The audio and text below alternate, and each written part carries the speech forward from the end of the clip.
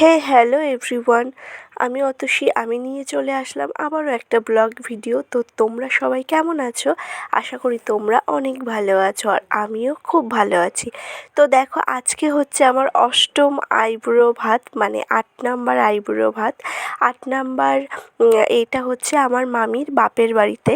তো সেই জন্যই গোছগাছ করছি। শুধু আমার একার নিমন্ত্রণ না, আমার সাথে বাড়ির সবার একসাথে নিমন্ত্রণ। দুপুরবেলা আজকে খাওয়া দাওয়া সব মামির বাপের বাড়িতে হবে। তো সেই জন্যই আমি দেখো রেডি হয়ে গিয়েছি, আর আমার মাও রেডি হয়ে গিয়েছে, আর সাথে আমার দিদুও রেডি হয়ে গিয়েছে। তো সবাই একসাথে বেরিয়ে পড়লাম মামির বাড়ির উদ্দেশ্যে। মামি আগে থেকেই টোটো বলে রেখেছিল, সেই জন্য আর বেশি হ্যাপা বহন করতে হয়নি। মানে রাস্তায় গিয়েছি আর টোটো এসে দাঁড়িয়েছিল, সে নিয়ে চলে গিয়েছে। আর অন্য দিন মানে অন্য সময় হলে কি হয়, যে যদি মনে হয় যে মামির বাড়িতে যাব, প্রথমত হেঁটে যাওয়া যায়।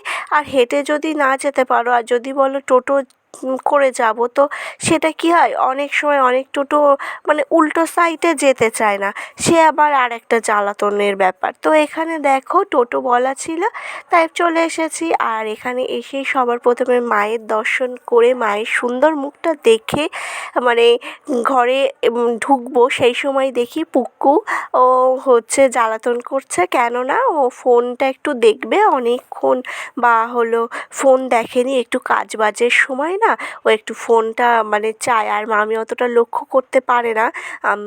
তো কি হয়, একটু বাচ্চা মানুষ তো। আর এখানে দেখো যাওয়ার সাথে সাথেই হচ্ছে সবারকে কোল্ড ড্রিঙ্কস দিয়েছে, তো আমিও একটু খেয়ে নিলাম। বেশ ঠান্ডা ঠান্ডা স্লাইস খেতে খুবই সুন্দর লাগছিল। তো খাওয়া দাওয়া কমপ্লিট করে মায়ের মানে দিদার রান্নাবান্না একদমই মানে শেষের পথে, আর একটা হয়তো আইটেম বাকি ছিল, এরকম ব্যাপার। তো মামি বলছে যে তুই একেবারে গুছিয়ে নে। এখানে দেখো এই শাড়ি, সায়া, ব্লাউজ পুরোটাই হচ্ছে দিদারা দিয়েছে। তো তোমরা সবাই কমেন্টে জানিও যে আমাকে কেমন লাগছে এই শাড়ি পরে। আর আমার ভিডিও ভালো লাগলে অবশ্যই লাইক কমেন্ট করো, সাবস্ক্রাইব করে আমার পাশে থেকো। এখানে দেখো ভাত খেতে বসে পড়েছি। ভাত, বেগুনি, মাছের তেল ভাজা, আর ছিল মুড়ো ঘন্ট, চিংড়ি মাছের মালাইকারি, মাছের ঝোল, আর হচ্ছে কয়লার মুরগি।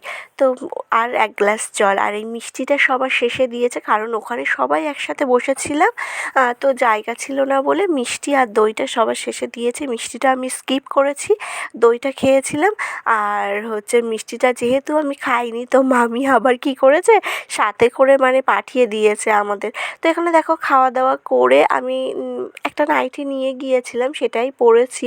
আর এখান থেকে এইটুকু বাড়িতে যাব, সেই জন্য আর চেঞ্জ করিনি, নাইটির উপরে একটা ওড়না পরেই চলে এসেছি। তো তাই নিয়ে সবাই বলছে যে ব্রাইট নাইটি পরে যাচ্ছে, এই নিয়ে হাসি ঠাট্টা মজা করছে। তো দুপুরবেলা এত কষ্ট হচ্ছিল, একটু থাকতাম, তো গাড়ি চলে এসেছে বলে আর চলে আসতে হলো, তা না হলে গাড়ি না পেলে হেঁটে হেঁটে আসতে হবে।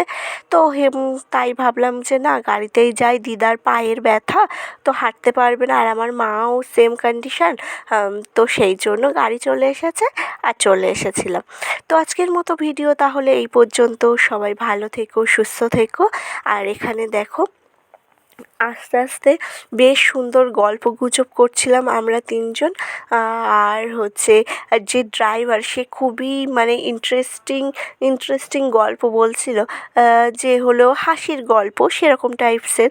তো সেই সমস্ত শুনতে শুনতে আসছে। আর বাচ্চাদের স্কুল ছুটি হয়ে গিয়েছে, মানে পুরো রাস্তা জুড়ে বাচ্চা আর বাচ্চা দেখা যাচ্ছে, সব স্কুল, বয়েজ, গার্লস এরকম। তো এখানে আমরা একদম পুরো ভিতর রাস্তা দিয়ে এসেছি, সেই জন্য একটু সময়টাও কম লেগেছে। আর বাড়িতে চলে এসেছি, আমার মায়ের ওড়নাটা আমি নিয়ে নিয়েছি। আমি বলছি তাও ওড়নাটা আমি আর পরবো না, জামা আমি এই পরেই চলে যাবো। আর নাইটিটা এমন না, বোঝাও যাচ্ছিল না। তো যাই হোক, মামার বাড়ি চলে আসলাম। তাহলে সবাই ভালো থেকো, টাটা।